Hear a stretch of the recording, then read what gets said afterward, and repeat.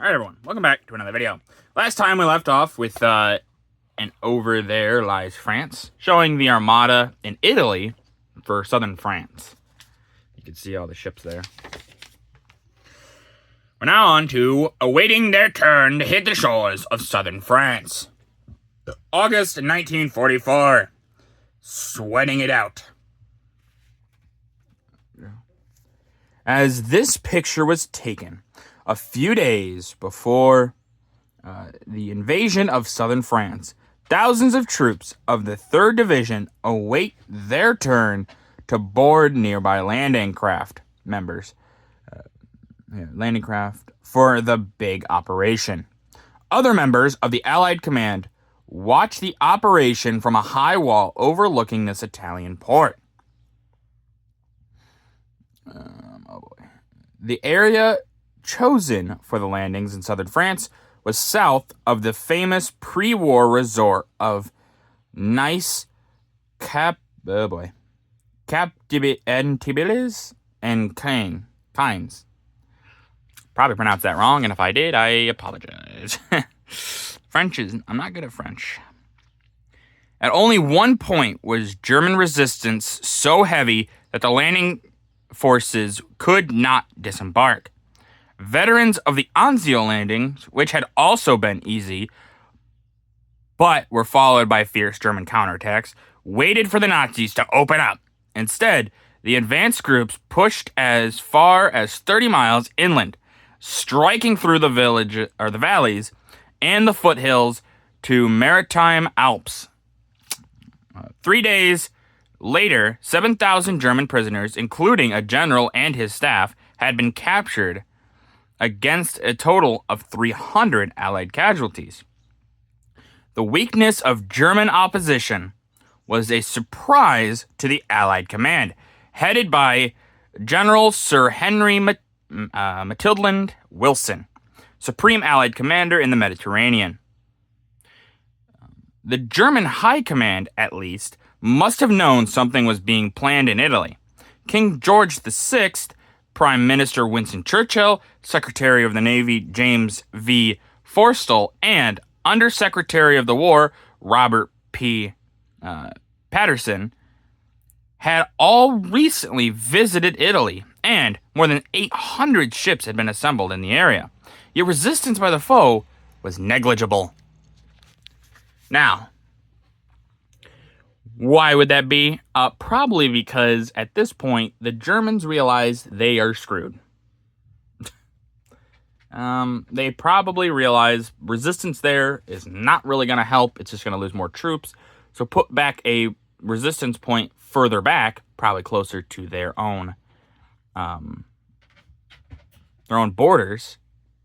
And that would probably be more effective than trying to defend every inch of land that they had. Preparing to smash into southern France. August 15th, 1944. The Allies rule the sea. In the picture at the top is a panoramic view of the Great Armada, which landed the soldiers of the Allies in southern France on the morning of August 15th. The vessels lie within a harbor half enclosed by a great semicircle of land. In the picture at the bottom, men of the 36th Division prepare to board their landing craft for the invasion of the Riviera. Yeah, so they have these big armadas, and it's one of those things where they probably felt like, well, this was a joke. You know, they have this huge force, and they feel like, yeah, we're going to really show the Germans, okay, this is going to be really hard. We got to do this. And then, nothing. There's no German resistance. Nothing. I mean, there is some, but not a force that they were expecting, to say the least. The Allies smashed through southern France. August 16th, 1944. Traffic on the beachhead. Hitting the shores, which have been known for years as the playground of the international set, Allied forces are shown as they landed on the Riviera to launch the second great drive on France. Hands aloft, Nazi prisoners are passed to the rear. See him up there. And then below, James V. Forstall, Secretary of the Navy, and Vice Admiral H.K. Hewitt in rear Jeep check up on the landings. You can see like they set up there and then down here. And yeah, they've got all this stuff. And honestly, the biggest problem in southern France is going to be, well, are we going to get it out fast enough, you know? That you expect one thing and then you get this surprise with no real resistance. You're not expecting that. You're expecting some big force. So you're built towards that plan. But then when it's not there, you kind of get thrown off because, well, you were expecting one thing and instead you get it way easier. Not usually the case. Out of the bright blue heaven. August 15th, 1944. Airborne invasion of southern France. For several weeks prior to D-Day, the Allies had followed the same tactics which preceded the Normandy landings. Bombers hit bridges and road junctions surrounding the landing area until it was virtually isolated. Oh boy, I lost my... duplicating their work elsewhere to avoid giving away the exact spot for the attack. Every railroad bridge across the Rhone below Valence was knocked out.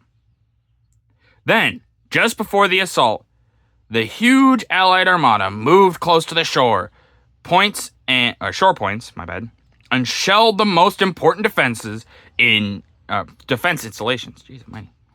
Parachutists and airborne troops were dropped and landed behind beaches to secure important road junctions and bridges. Then, the landings began. Prime Minister Winston Churchill watched the operation from the bridge of a British destroyer, and shortly, the beaches were swarming with men, vehicles, and tanks. In this picture, parachutes fill the sky over southern France after the 12th USAAF troops Troop Carrier Air Divisions, Douglas C-47s, carried men and supplies to dropping zones over the new beachhead in the Vichy of Nice. Or the vicinity of Nice, my bad. Yeah, look at all these parachutists. It's kind of crazy the amount of parachute drops that are in this war. It's not something we think about today, mostly because it doesn't happen like this as much. You know, we do have troops drop in, but the numbers here are just staggering, because obviously they need all these troops behind enemy lines so they can break up any big defense at the beachheads, and then they can get a stronger foothold a little bit further in, rather than just on the beach. And so they can, slow down any enemy's resistance that would be coming up. The price of invasion. August 15th, 1944. Casualties of the landings in southern France.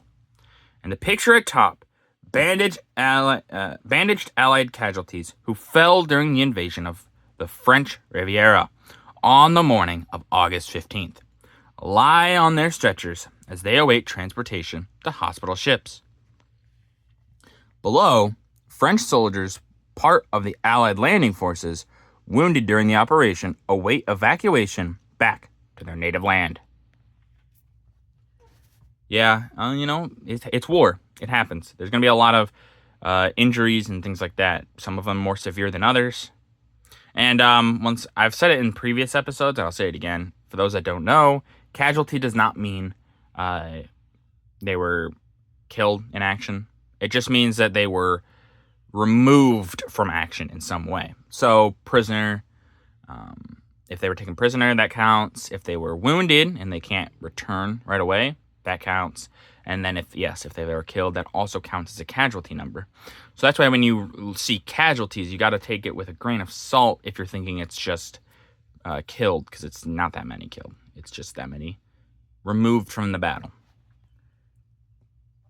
And Florence is out of bounds. August 1944. Tough break for the Allies. Out of bounds in Army parlance. Keep out. This sign, despite the fact that the signoria is very attractive, means just that, as soldiers were forbidden to enter the main section of the city except on duty. Snipers were still plentiful, and although civilians roamed the streets at will, it was dangerous for the Allies.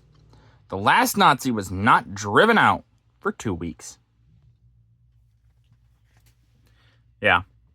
A lot of cities like this, they don't want war in the middle of the city so it doesn't destroy it. Sometimes that was followed, sometimes it wasn't. And if it wasn't, the civilians weren't pretty happy with either the attackers or the defenders. That's how it is. But with that, that's going to do it for this video. If you guys liked the video, leave a like. If you didn't, leave a comment. Tell me what I could improve on. I always appreciate your feedback. And as always, subscribe. It really does help out the channel. Thank you.